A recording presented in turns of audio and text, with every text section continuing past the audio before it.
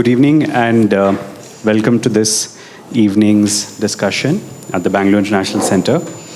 Sohrab Sepehri, a conversation of the poetry of Iran's famous modernist poet and painter. Joining us are Prashant Keshavmurthy, Associate Professor, Persian Iranian Studies at McGill University in Montreal. And in discussion with Prashant is Mani Rao, poet and scholar. With that, welcome everyone, and over to you, Prashant and Mani. So my task is mainly to make Prashant speak, so it's going to be very easy because there's going to be a lot to discuss. I've had the pleasure in the last couple of weeks to dip into the book and read some of the poems. They've been very inspiring and stimulating. Mainly what hit me was how different it was from all the general reading that one does. I was actually not aware of Sepehri before I read the book. As a poet who lived from 1928 to 1979, just at that cusp of what we believe as like the beginning of censorship in Iran in 1980 or 79, something like that. It's interesting to see sort of the variance from the expectation in Sohrab Sepehri's work. And with that, without wasting any more time, I shall lead on to my very first question. Could you introduce us first to Sepehri? Who was he? What was he like? What is his legacy? So, thank you everyone for your attention. And Mani is also a translator, by the way, not just a poet. So Sohrab Sepehri belongs to the second generation of Iran's modernists. Now, I should say a bit about what I mean by that. As you know, Persian, which is now the main and has been historically sort of the hegemonic language of what is now Iran. Has a Persian, like several languages in South Asia, has a long history, 1,000-year history of metrical poetry, right? Nothing counted as poetry if it wasn't metrical, and certain other formal features like certain kinds of rhyme, and so forth. This dissolved. What happens around the world across, say, the non-West as well. Across the non-West, starting at regionally varying dates, roughly in the 19th century or late 19th century onward, across from Japan to Central Asia, South Asia, the Middle East, is a dissolution in the space of decades, right, of this millennium-long or sometimes 2 millennia-long tradition of metrical poetry. The requirement that poetry had to be in fixed numbers of syllables or in fixed numbers of beats, right? This is roughly how, these are roughly the two kinds of rhythms around the world in poetry, right?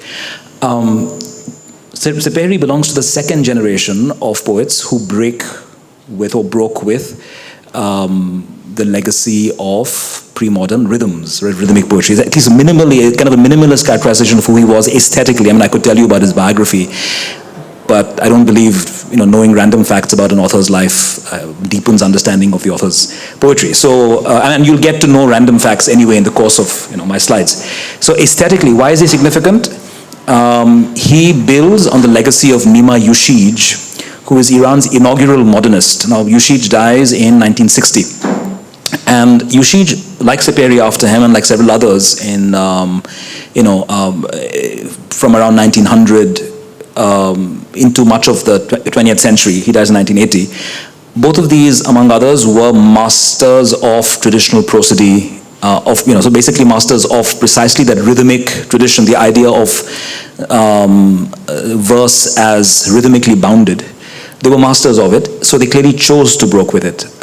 Not, it wasn't incompetence, right? As it often is these days, right? Poets don't know any better, so they do what they do because they don't know any better. It's not like they're making a choice. So that's minimally who he was. Apart from that, he was a very important painter, also in a modernist vein. And his paintings now sell, in their millions in various auctions, and you'll see some of them. I'm not an authority on any kind of painting, but I built in a reading of some of his paintings in the introduction my colleague and I wrote to this book. We translated it together. It was published at the beginning of this year, 2022. It's a bilingual edition with the Persian on the left, so I will at some point read out from the Persian as well. So let me be more specific. Who else was he? What's his legacy, as you asked? He is known in Iran, for the most part, as some kind of nature mystic, a kind of a modern mystic. Vaguely Muslim, diffusely Muslim, but eclectically Buddhist, Hindu, right? And certainly ideologically he drew on, currents of thought that were circulating across India, Iran, Japan, Pakistan and those years, such as Keshavmurthy. Right, Jiddu Krishnamurti, such as Aldous Huxley's perennial philosophy. Generally, I would say there was a current of perennialism, right? The idea that all religions have a common experience, pre-theoretical experience of the transcendental at the base, even though the expressions of it are different, right? And so you can actually, that justifies eclectically picking and choosing, right, to get to the bottom of various religious traditions. This is an idea that dominates, say, flower power in the US, right, but also all kinds of countercultural movements in Asia as well as the West. Now, he inhabited that stream, but unlike several artists and poets who inhabited that stream of perennialism, 20th century perennialism, neither his painting nor his poetry is easy. Right, I do believe that a lot of perennialists are pretty easy because they do believe that you can. Anyone is allowed, sort of. You can understand them. You mean comprehension-wise, right? Formally not challenging, right? Sepehri was both form and meaning both. Yeah, where form and meaning complement each other, whether in painting or poetry, there's a neat complementarity of form and meaning. So that form becomes a crutch for you by which to access meaning, and then you can paraphrase meaning and extract it, right? This is not how either his painting or his poetry works, right? So a couple of things I'll pull out actually from what I've learned reading from your book itself to add to what you were saying. Prashant was discussing in his introduction about how there are a specific number of meters that people employ in most Persian poetry, traditional poetry, like 16 different kinds of meters, and they all have identical feet. Whereas what Nima did was used feet of different kinds, different lengths, and irregular feet. Right. And Sohrab Sepehri also does that. Right. And so the comparison for critics was always between, to be able to do a critical appraisal of Sohrab Sepehri, they would often compare him to Nima Yushij. So he was seen as some kind of heir of Nima Yushij. And at the same time, in Iran, all of this is not my own jnana, it's just stuff I've read in his book. I'm just helping to fill in the sort of the more obvious things. You also talked about how people perceive Nima to be a social message, etc., and use that criteria to be disappointed with Sohrab Sepehri. So I would say that a highlight of Prashant's book is really to bring out Sohrab Sepehri's individualism and what makes him unique and how he is in his own right a very, very unique voice in Persian poetry. Right. So let me build on what Mani's very usefully said. So Nima Yushij, who I just mentioned, he wasn't just a modernist in the sense that he broke with traditional ideas of the poem as harmonious, right, in its relations between form and content. He also broke with that by using the traditional feet, the traditional syllabic patterns of traditional prosody, but in irregular numbers. Now this in 20th century Arabic and Persian poetry is I would say the earliest modernist technique. When I say I keep using this word, and I think Basab was asking me before, what do you mean by modernism? And maybe if any of you wants a rough my sense of what I understand by modernism, I will give it to you. But Nima used traditional feet in irregular numbers, so that you see that to any reader familiar with pre-modern Persian poetry, as most 20th century readers in Iran are, right? The sort of popular awareness of the pre-modern tradition is far wider across the classes in Iran than it is in India, right? If you take modernity as something that either breaks from tradition or sort of responds to it and goes a step further, the way I understood you were using modernism was something specific to the 20th century, and how you were making connections with T.S. Eliot, etc. So you were, I think, locating Sepehri within that modernist space, right? Yeah, so let me actually round that off in terms of in what sense I'm calling Sepehri a modernist. Roughly, I take maybe this is the point at which to say what I mean by modernism, but I take modernism to be a late 19th century to mid-20th century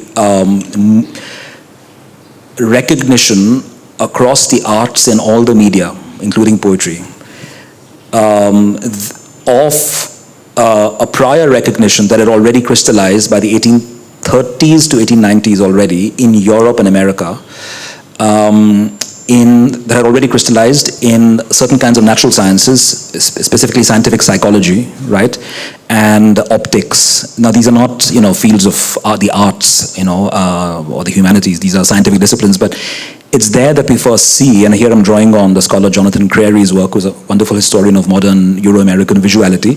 He argues that it was in these disciplines, in the 1830s, 1840s, increasingly in the late 19th century onwards, that we see the recognition that human perception is subjective.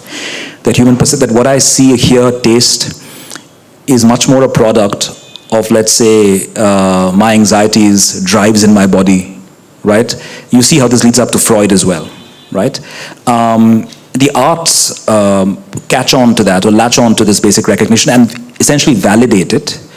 So I see modernism as a validation of the prior scientific recognition of the subjectivity or the subjective rootedness of perception, right? And therefore the unavailability of overarching, universalizing frameworks by which perceptions become meaningful, any kind of perception, right?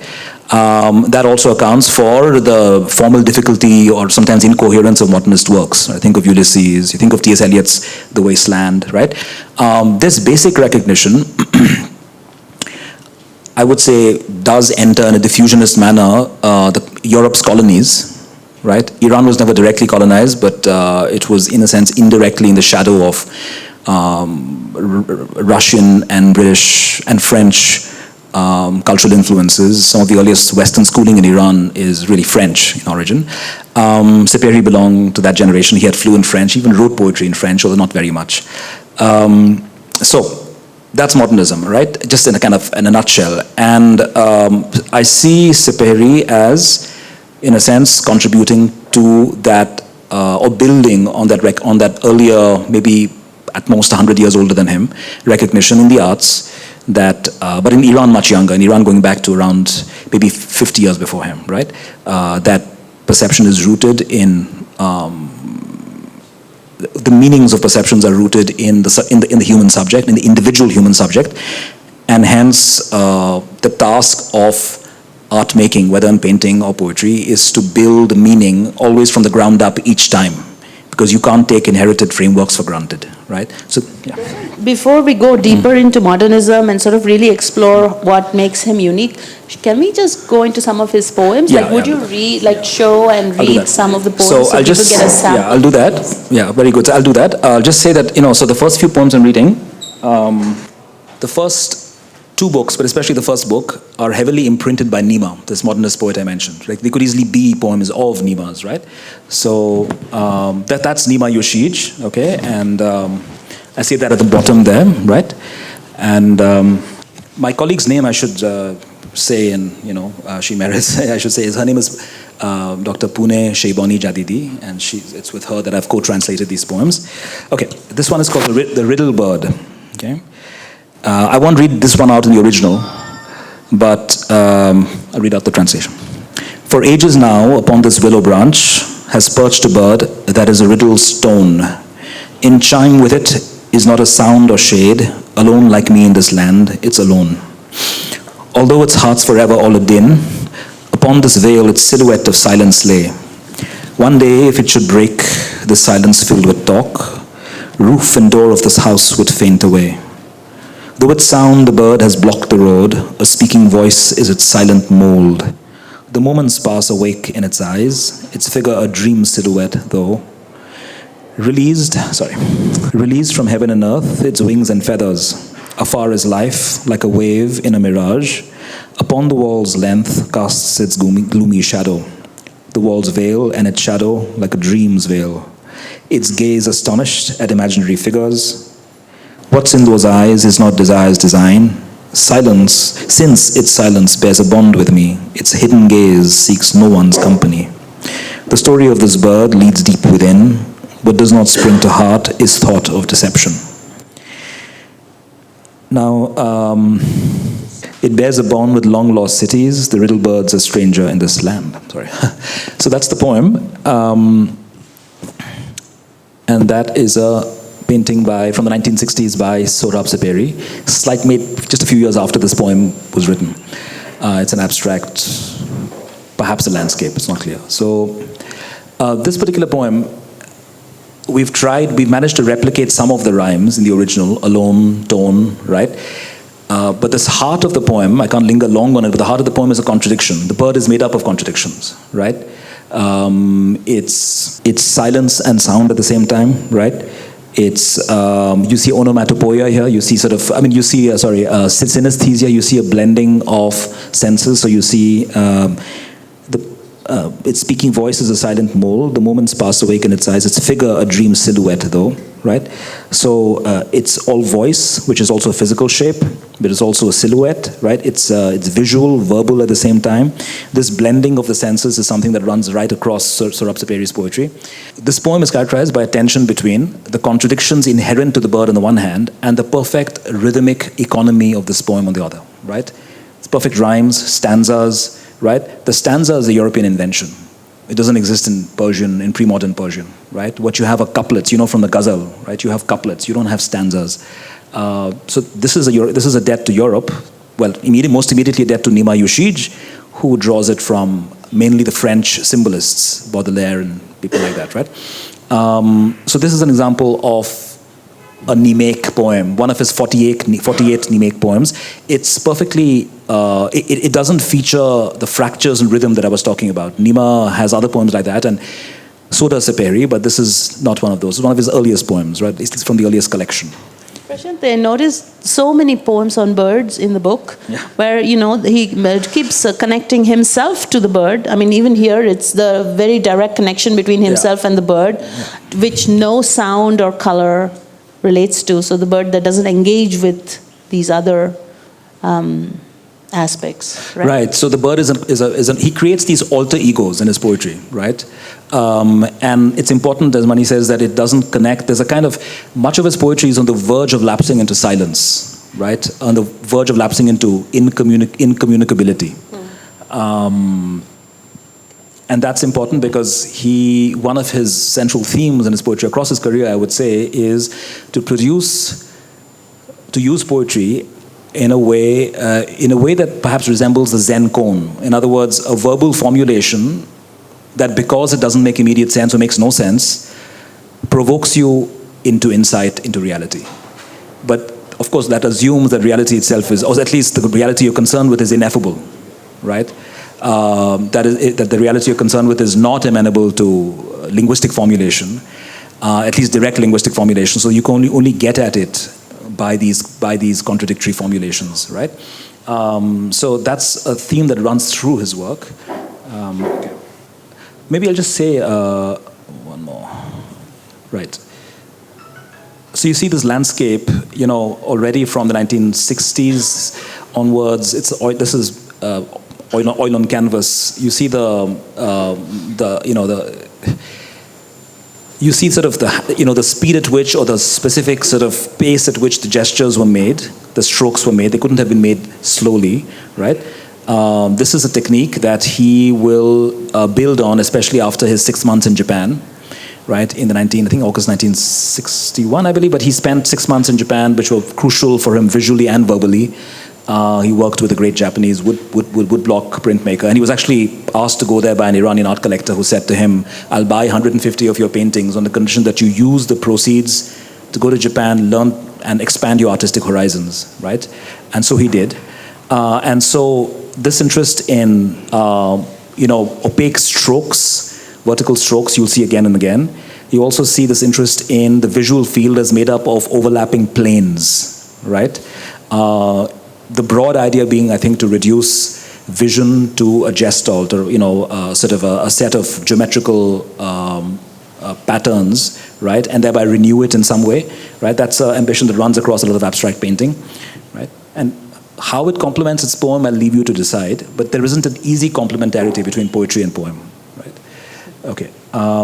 This is also from the early collection, Death of Color. That's a collage by an important abstract paint artist who befriended him in the early 1950s, Bahman Mohassis, right? So, a color by the night is dead without uttering a word. A blackbird has come from faraway lands, singing from atop the roof by which night is sundered. It comes drunk on victory, this sorrow-loving bird. In this breaking of shades, the thread of every song has snapped. Only the bold little bird's calling adorns the sheer silence's ear with echo's earring. The blackbird has come from faraway lands, perched atop the night-sundering roof, like stone, motionless. It has stripped the eye on the entangled images of its thought.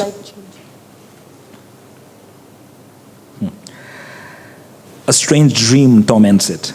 The flowers of color have bloomed from the dust of night. Along the pathways of perfume, the breeze's feet are hobbled. Every moment, deceivingly, this sorrow-loving bird draws an image by the aid of its beak. A bond has snapped, a dream has broken, the dream of the land has forgotten, the myth of the blossoming of color's flowers.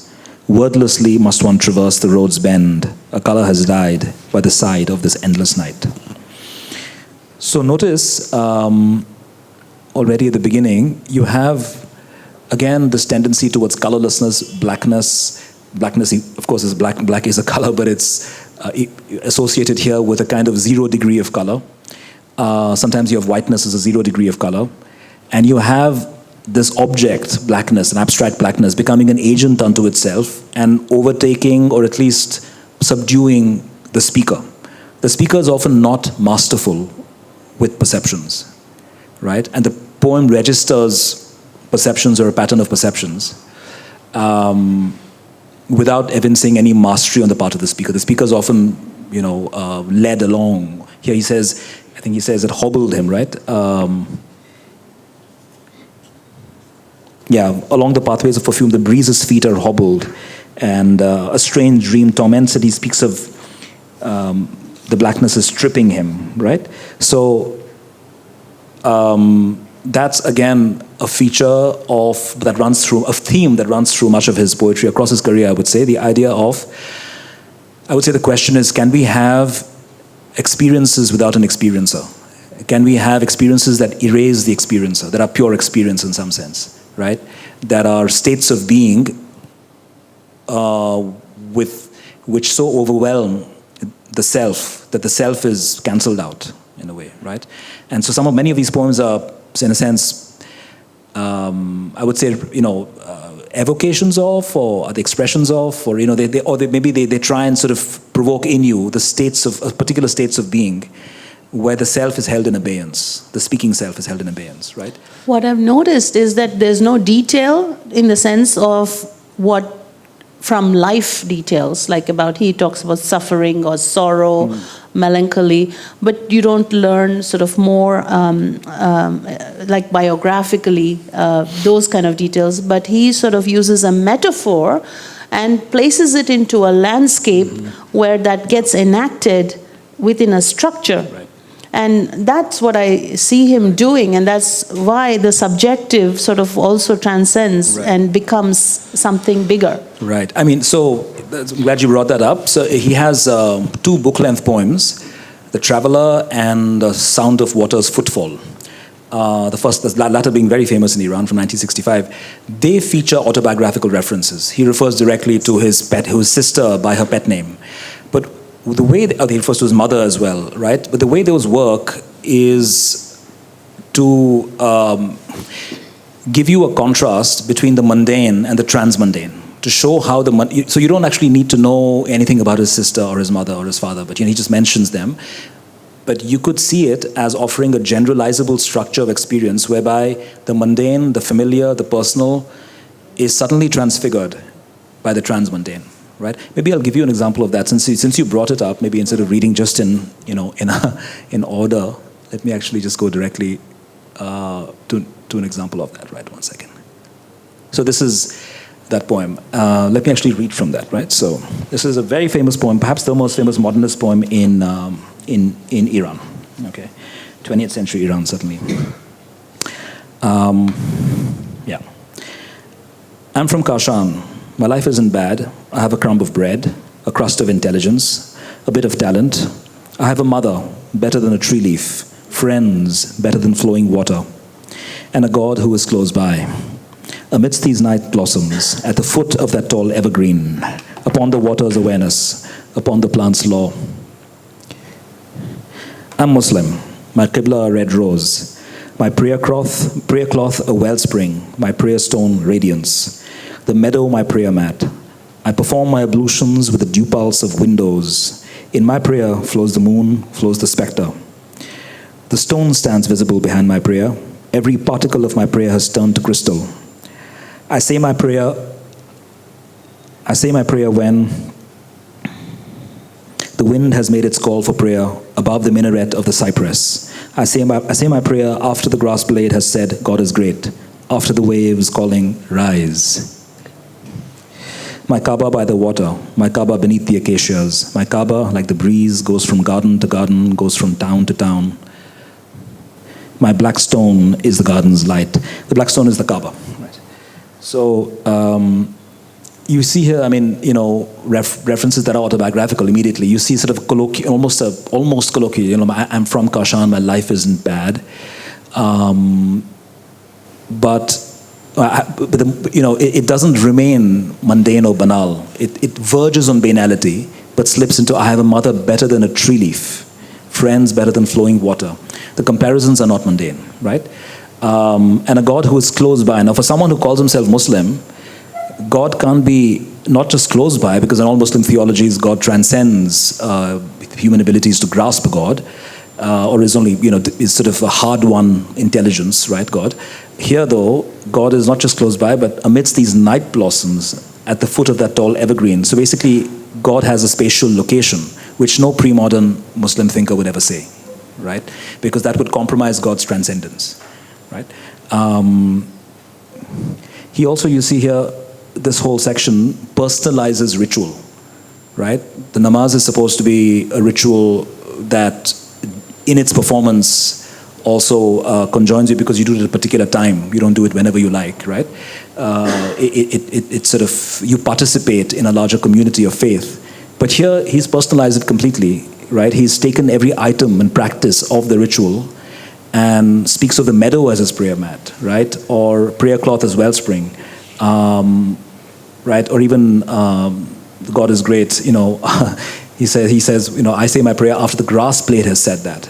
So it's my Kaaba by the water. So there's a kind of personalization of, in this case, Muslim ritual practices, but also in other cases, Buddhist, right, and others. So this goes back to what Mani was speaking of, sort of an assertion of lyric individuality, which is not to be confused with autobiographical individuality, because if you want to learn much about his life, his poetry is not the place to go to. You're going to see stray references to his mother or sister or whatever. It won't tell you very much, right? Because that plays a poetic function, those autobiographical references. What you do see is an insistence, in the context of Iran of this time, 1965, an insistence on individuating identity, in this case Muslim identity. It's very important, although it's happening before the Islamic Revolution of 79. The Iran of the Shahs was no less oppressive, right? Whether with censorship, they had a infamous secret police. They tried to assassinate several writers were assassinated, right?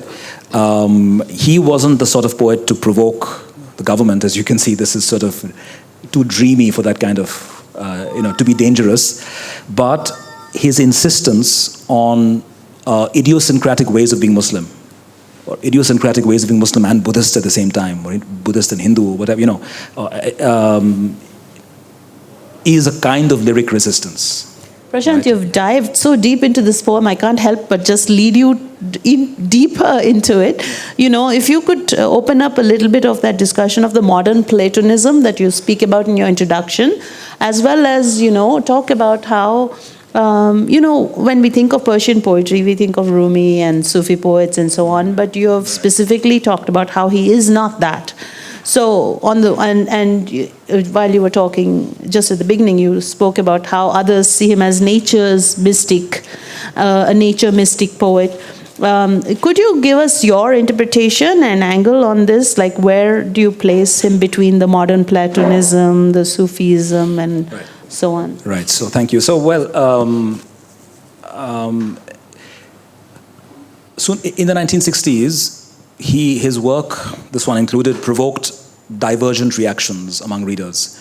On the one hand, there were people who praised him as a great mystical poet who would be a classic anywhere in the world if he were translated. And there were others who attacked him violently in prose, of course, not physically, calling him, one of them called him, a famous critic called him an aristocratic Buddha boy, right, who preaches down to us from his ivory tower. You know, now this is in the context where political commitment in the arts, as in India at the same time, right, was central, was very important.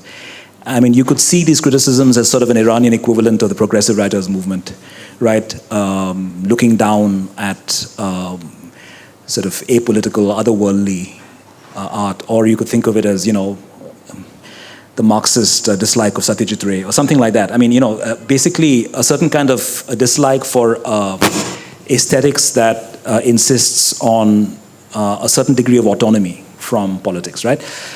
Now, in this context, I've argued in the introduction that Sepehri was not so much apolitical as pre-political, in the sense that what his poetry wants to get at are the substructures of sense-perceptible reality. In that sense, he's a Platonist. Plato taught us to look for the ideas beneath the phenomena within, you know, that are somehow obscured by their defective phenomenal replications. Get at the idea itself, get at the form itself, right, the eternal form. In that sense, he was a Platonist, but Platonism has a long history in Iran and the Islamic world in general. And he is discontinuous with pre-modern traditions of Platonism. Or every major, I would say every major Muslim philosopher, almost every major Muslim philosopher in Iran and elsewhere in the Islamic world has been a Platonist of some form or the other, in the sense that he, and it's always been he, has wanted to get at the substructures of reality, but also get people in the virtuous city. He's sort of, you know, aimed at persuading the king to produce a social order that wherein people could reflect, ideally, lead a theoretical life of reflection upon a metaphysical reality, right? So Platonism has a long history, you know, including in India, right? Including in Mughal India, for example. He is a modern Platonist, though, in the sense that none of his poetry calls for solidarity, community, right? He's not interested in inhabiting the virtuous city of classical Islamic thought, right? He is an idiosyncratic individualist whose poetry offers you lyric models of intensity and attention, which are Platonist, but at the same time individualist. And in that sense, they're distinctly modern. They're not, you know, for example, they're not like Nasiruddin Tusi's Platonism, is a great 13th century Platonist who wrote in Persian and Arabic, great theologian, Shia theologian, but also a political philosopher, who was very important for Mughal India, for example, but he's completely discontinuous with that whole tradition, right? He's a modern Platonist. And he also stays with the sensory. He stays with the sensory aspects of objects rather than sort of like leap off from them. He stays with them, but he also transforms what is the sensory givens into abstractions, like this painting you see here. That's why I've included it here, right? It's from the 1960s. He began to do, for a whole 10 to 15 years, he did these series of tree-based or tree bark-based abstractions, which is, here it's important, for example, in the next one as well, these are tree barks, it's important that you don't see the whole tree, right? You see only the barks, which is perhaps a way of saying that our perceptions are subjective and limited, but also that what we do perceive can be reduced with attention to fundamental forms, right? I mean, this is, of course, this is a clothesline, right, 1970s. But again, you see the insistence on fundamental forms, whether it's buildings or the clothes, right? And this is a sort of a fairly simple, technically simple watercolor, but there's a reduction to fundamental forms even here, right? So he's a modern Platonist in this sense, and despite the attacks on him, his legacy has survived and flourished. Generations of Iranians continue to read him. He continues to be translated, not just by us. So let me actually read from The East of Sorrow. The East of Sorrow is one of two volumes that are replete with Buddhist motifs, partly because of his time in Japan, 6 months in Japan, but also his time in India, right? Mostly in North India, and he mentions, Naga worship in Tamil Nadu in his autobiography, but I don't know if he actually went there. Certainly, he was in North India and Kashmir and so forth, North India. So anyway, so this is sorry, I meant the next one. So I'm going to read this one out because these particular poems, Padma, for example, the lotus, right, is it really works best in Persian. It's almost untranslatable because of it's heavily sound based. Could you read something in Persian also for us? That's what I mean. I'm going to read this one in Persian, and then I'll read what you see here, right? So, Padma, Miruyid dar jangal, khamushi ruya bud. I'll stop. Miruyid dar jangal, khamushi ruya bud. Shabnam ha bar ja bud, darha baz, chashme tamasha baz, chashme tamasha tar, ve khuda dar har aya bud. خورشیدی در هر مشت بام نگه بالا بود میبویید گل وا بود بوییدن بیما بود زیبا بود تنهایی تنها بود ناپیدا پیدا بود او آنجا بود. So you see the repetitions and the rhymes. What is it that was growing? It's not clear. And he has just the Sanskrit word Padma, right, which is not it's not a word intelligible Iranians wouldn't know what it is. You'd have to kind of look it up. So was it a lotus growing? It's not clear, right? In the forest was dream silence.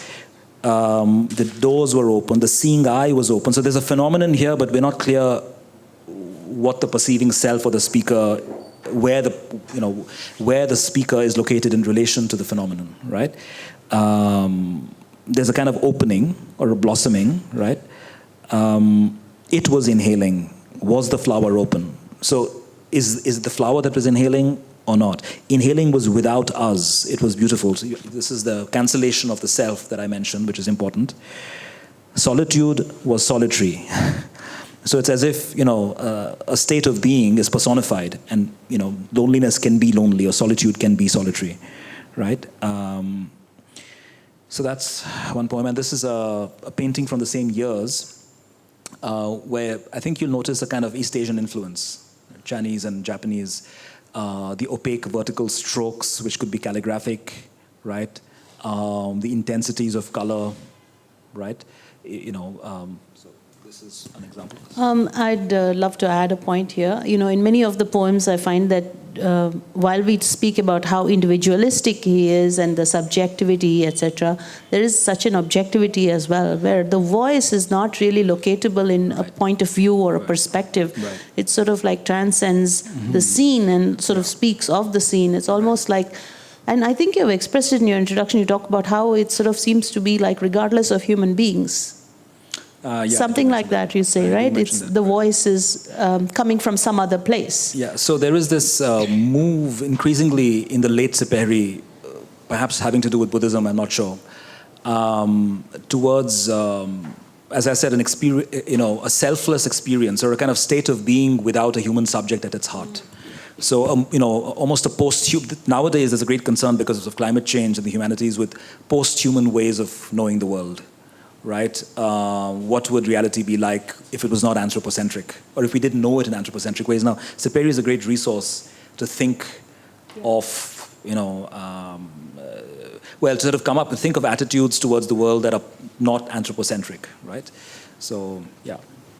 I mean, for all that he's Buddhist, this is not, he probably owes much more to the 20th century Japanese haiku than to Basho or, any pre-modern East Asian poetry, right?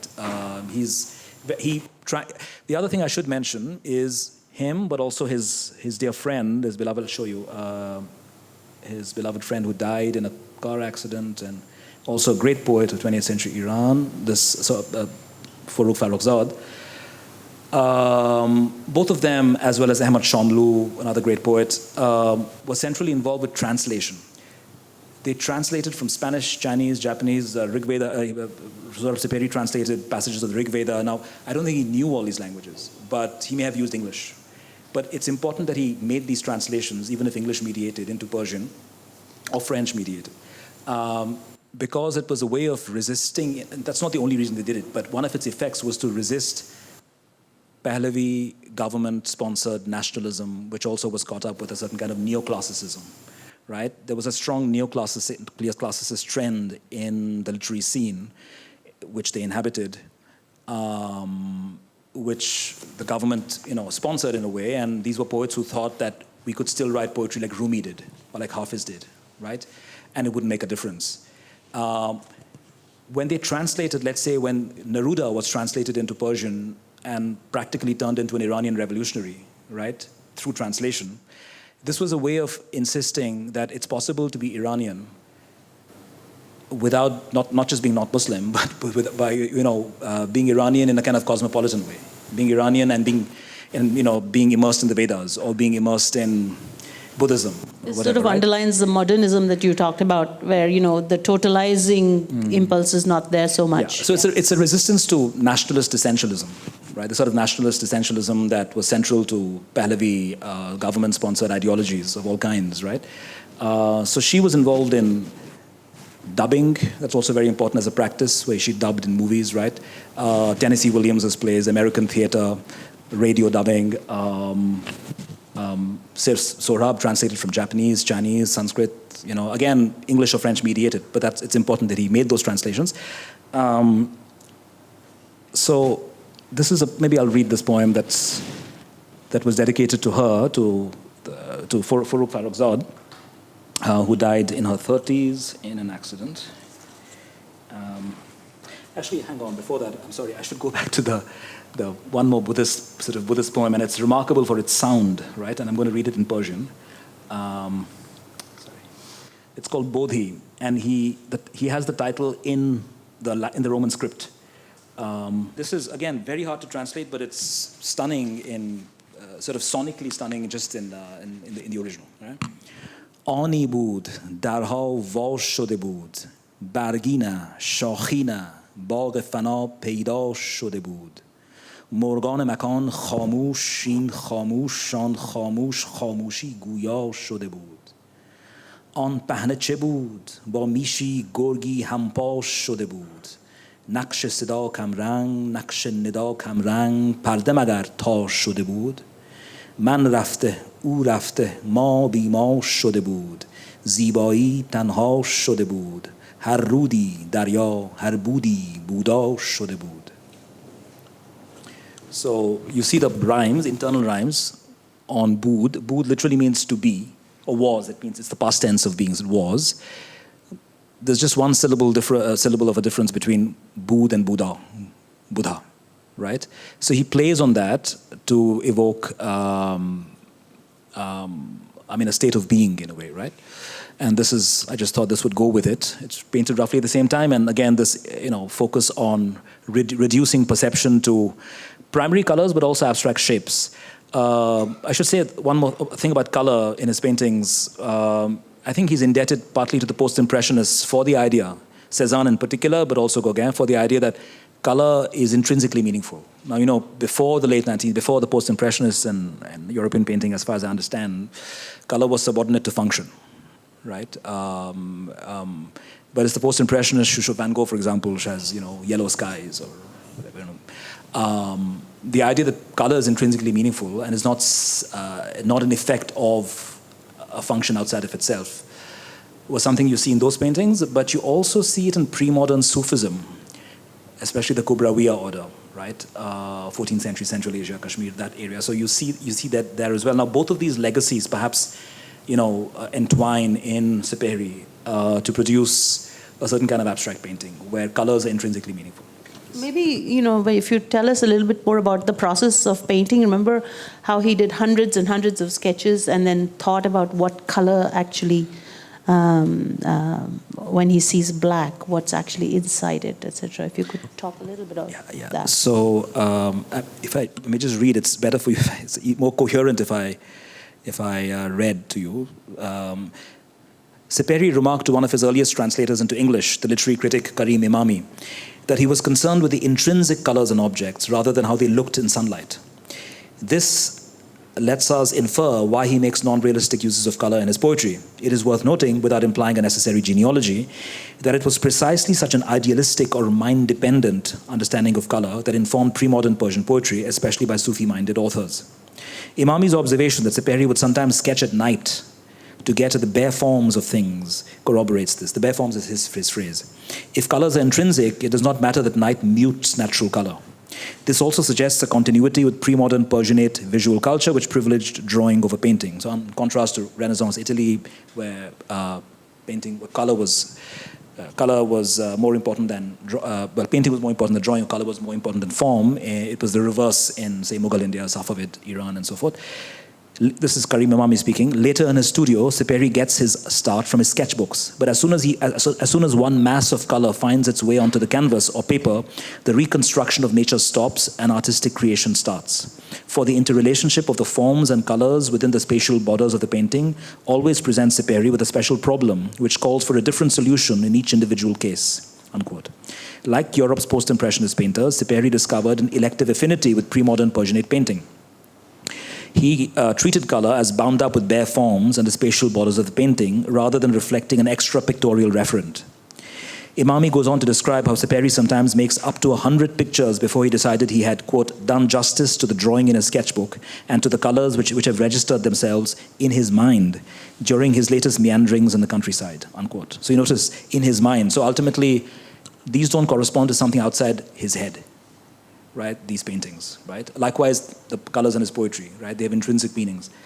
This is, of course, the difficulty of Sepehri in general. One has to come up with, the task of literary criticism is to come up with a grammar adequate to him only, to his corpus, not to poetry in general, right? And this is, of course, true. It's a general condition of all modern literature. This leads us to the very crux of the whole, I think, the argument about the beauty and bewilderment that you've spoken about, the difficulty of the modernist poetry, as you say, and also what is profundity that is bad profundity as opposed to just profundity, obscurity, which is either profound or just like obscure.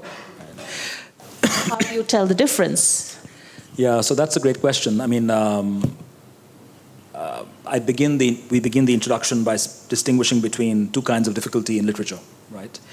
One could equally say this of painting as well, but there have always been difficult poets in every pre-modern language, arguably, right? But arguably, I would say difficulty in Rumi or difficulty in, let's say Khaqani, to take an example, 12th century poet from Central Asia, Khaqani. It was a very difficult poet, but the difficulty is of the sort that could be eased by commentary.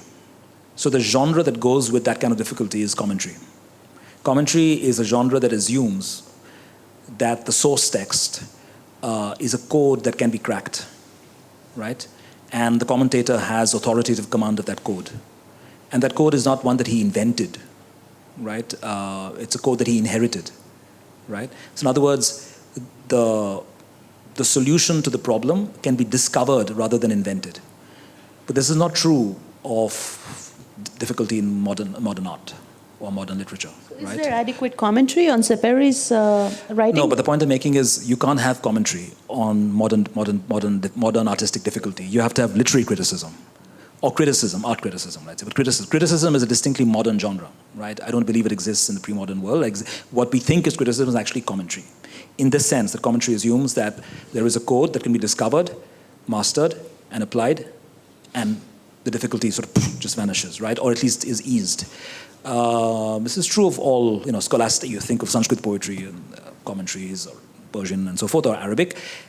In the case of modern aesthetics in general, it's literary criticism of some kind. What is criticism? Is basically the necessarily provisional effort to come up with a scaffolding of ideas that are provisionally proper to the given work of art or literature. Right? I say provisional because someone else might come along, as it all often happens, and come up with a better set of explanations, and your scaffolding might collapse. Right?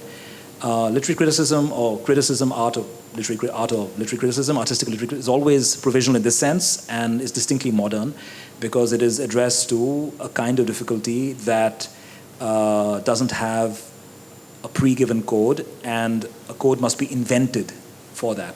Now, this leads to the problem when he's talking about, which is that what if it's just bad art? What if it's just confused thinking, right? What if it's just someone who was a junkie who came up with random splashes of color on a canvas, right? And you think it's profound, but that's a permanent problem that you can't circumvent. You have to decide on a case-by-case basis.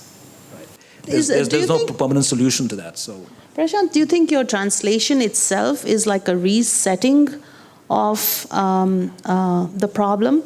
Because you seem to actually disagree with a lot of the criticism of literary criticism on Sepehri's work, right. But I don't know if you have actually written essays on him also. Of course, there is an introduction, but the translation itself also has its own strategy and its own framework, which is different from the previous translations of Sepehri, because there have been other translations, and you do a different throw on it. Right. So, I mean, this might actually be the moment to talk about, unless you want to read more poems. Maybe I'll just read a little more.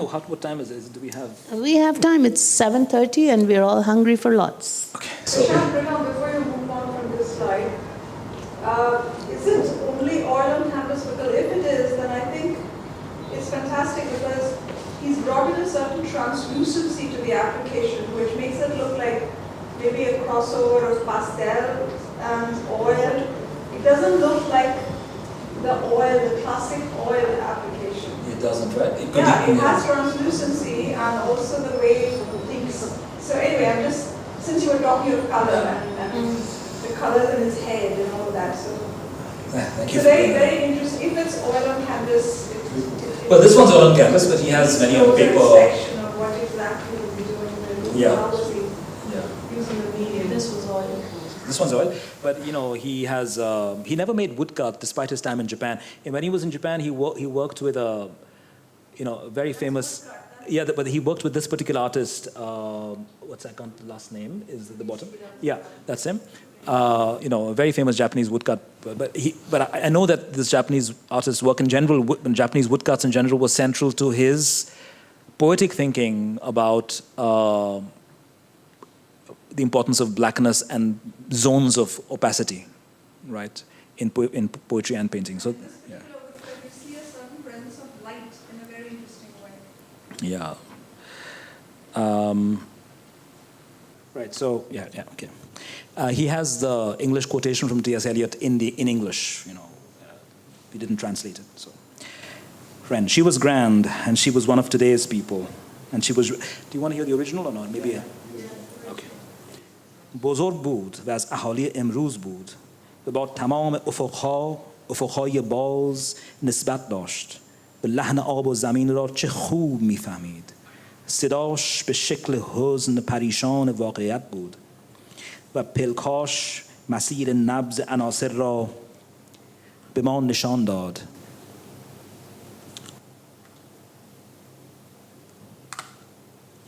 و دستهاش هوای صاف سخاوت را ورق زد و مهربانی را به سمت ما کوچاند به شکل خلوت خود بود و عاشقانه ترین انحنای وقت خودش را برای آینه تفسیر کرد و او به شیوه باران پر از تراوت تکرار بود و او به سبک درخت میان عافیت نور منتشر می شد همیشه کودکی باد را صدا می کرد همیشه رشته صحبت را به چفت آب گره میزد برای ما یک شب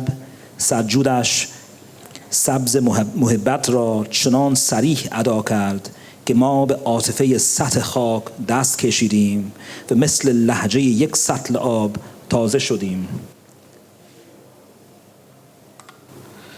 و بارها دیدیم که چقدر سبد برای چیدن یک خوشه بشارت رفت ولی نشد که روبروی وضوح کبوتران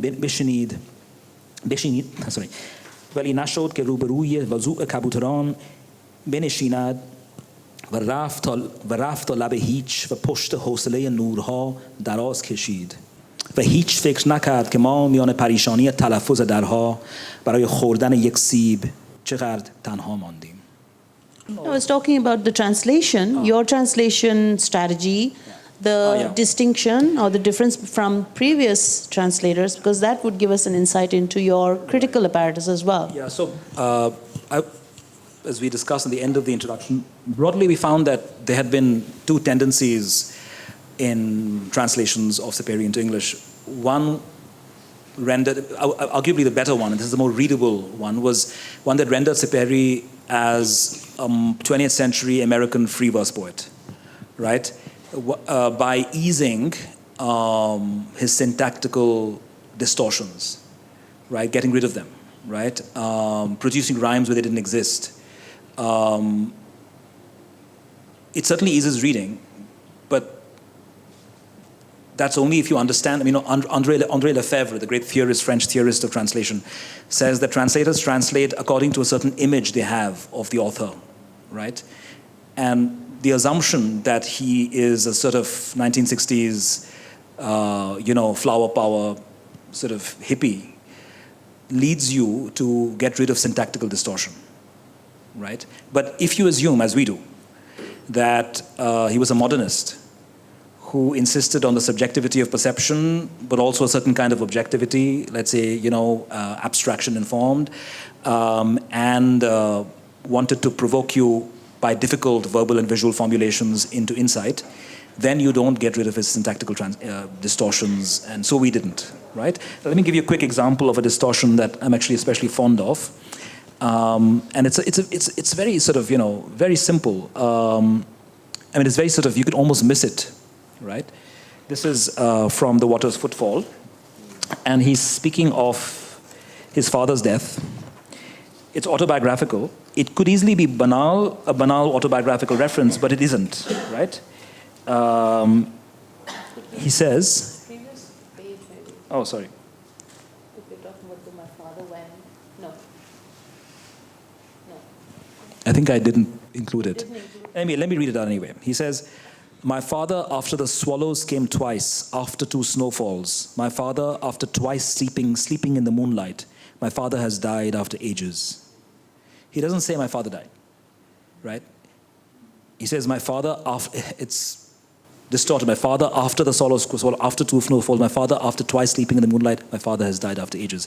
These subtle distortions of syntax are techniques by which he can, on the one hand, partake of everyday speech rhythms, everyday idiomatic speech, while at the same time rendering it subtly literary by these distortions.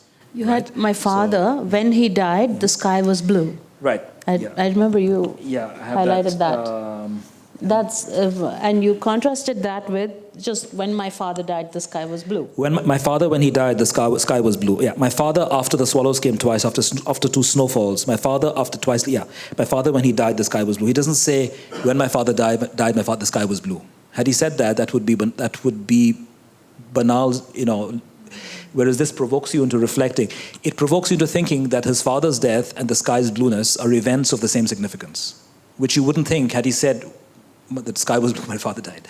So these are, a variety of, this is just one of a range of techniques by which he distorts everyday forms of speech. And he wasn't the only one doing that, but he was one of the pioneers for this, right? So, the other, I would say the mainstream way of translating him has been to think of him as a Sufi. And therefore to translate him, make word choices in English that complement that assumption. But I think, in fact, he is somewhat like T.S. Eliot, eclectic, or Aldous Huxley if you want, but no, Huxley wasn't a poet, but he's eclectic in his choices of aesthetic and spiritual choices. And as I said at the beginning of this conversation, he's also difficult in a distinctly modernist sense, right? So our translation hews to our assumption of his modernism and tries to retain his distortions, tries to, of course, replicate his rhymes when he has them. It's often difficult because Persian is a verb final language, unlike English, so it's difficult to replicate rhymes. And this is a collaboration. There are two translators here. You both work together on the same poem each time. Yeah, I would read aloud the Persian. She would, then we would think about each line, think aloud, and then Pune would take down, what the version we decided on. And so we met every week for over a year, then into the pandemic. And the other significance of this book is that it has 8 books, and none of the previous translations are this entire comprehensive oeuvre. Yeah, it's the first of Sepehri. complete translation into English of all. So it includes all the 8 books of Sepehri. A very, very important contribution. Yeah. But I think it's quite important for us to get a hang of your broader project. What is your overall commitment or engagement with modernism? And I'm aware that you're co-editing an anthology of modern South Asian literary criticism. Yeah, so I'm involved and there's also an essay on Marxist literary criticism in Persian and Tamil. I mean, they all these things seem to be sort of streams going to the same place. Yeah, so this is, of course, a freestanding project. And, you see the book and that's it. It's done and dusted. But I do have an interest in modernism, especially non-Western modernisms. I don't know very much about painting, but so really, in literatures. And I am collaborating with a colleague of mine, Professor Sandeep Banerjee, in the English department of McGill. And together we're hoping to put together an anthology of literary criticism. So I said literary criticism is a modern genre, right? So it goes without saying it's modern. So from the late 19th century onwards, across South Asia's languages, including English, in English translation. So, we have people in mind who will translate from Sinhala, from Telugu, from, Urdu I'll do myself, but others, So, and this will include modern literary criticism on pre-modern texts as well, right? So Iravati Karve's famous reading of Mahabharata, for example, things like that. Not entire books, but sections and essays. So that's something I'm involved with. And of course, modernism will be a major strand in that, as will Marxism, as will psychoanalysis and others. So that's something I'm involved with as far as modernism goes. The other project I'm involved with is with my brother here, Kiran, who's a scholar of modern Tamil literature. And we recently thought we could co-author an essay on comparing, setting forth and in a sense comparing two literary critics involving others as well, both of whom were Marxists. There is this literary critic writing currently in his 70s now, a Sri Lankan Tamil Marxist literary critic called M.A. Noman. I think M.A., right? M.A., yeah.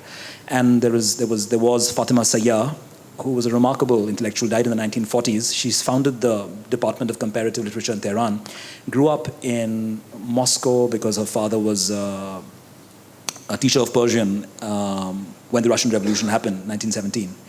And she stayed there and grew up as a Soviet intellectual, essentially, speaking Persian at home with perfect command of German, Russian, French, as a Soviet-trained philologist, and moved to Iran in her 20s for the first time and set up the Department of Comparative Literature. They couldn't find anyone with her skill set, not surprisingly, to replace after she died, so that post sort of fell vacant. But she produced a set of... She's otherwise known as, for her contributions to feminism and, women's rights and so forth. But what I'll be writing about is her essays, in particular this remarkable essay she has on the Shahnama, today the national epic of Iran, 1,000 years old, the Book of Kings, where she argues that the epic, in fact, is the site of a contest between two models of feudalism, Central Asian Turkic, represented by Mahmud of Ghazni, and Firdausi's own indigenous Iranian rural aristocratic feudalism.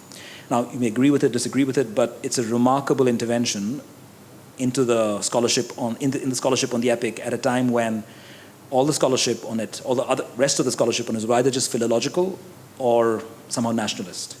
She was interested in neither, right? She was a Soviet interloper, right, in the midst, in a kind of a hyper-nationalist Iranian literary scene, right, who was interested in internationalism and readings of feudalism. In that sense, she was similar to Didi Kosambi in India, right, who was trying to produce his own Marxist readings of Sanskrit literature. He's also similar to Hussein Murua, the great Lebanese Iraqi Marxist literary critic who came from a family of mullahs from Lebanon, Shia mullahs, and trained in Iraq as a mullah, but ended up a Marxist. I don't know how that happens, but he's called the Red Mujtahid, and he produced dialectical materialist readings of Arabic literature. So and you have Noman in Tamil and Raghunathan in 1950 Tamil as well, writing on the Siddhapadikaram in Tamil. So the broad question, as far as I understand, across sort of the mid-20th century, across these regions of Asia, including Japan, is we have this legacy, this glorious pre-modern literary heritage. But we were colonized until recently, and that legacy took a beating, right? Because it was often blamed for the fact that we were colonized, right? It was blamed by reformists across Asia, across late 19th century, early 20th century Asia. You have reformism as a kind of hegemonic discourse that holds immediately pre-colonial culture as responsible in its hedonism or its decadence and so forth, responsible for this lapse into colonialism. But we must come to terms with our legacies and read it in responsible ways, not just condemning it, right? And how do we do it, therefore, as Marxists, right? This was the broad sort of existential burden, right, that weighed upon these critics who didn't know each other, right? They're writing independently of each other, but they're operating under the same kind of burden.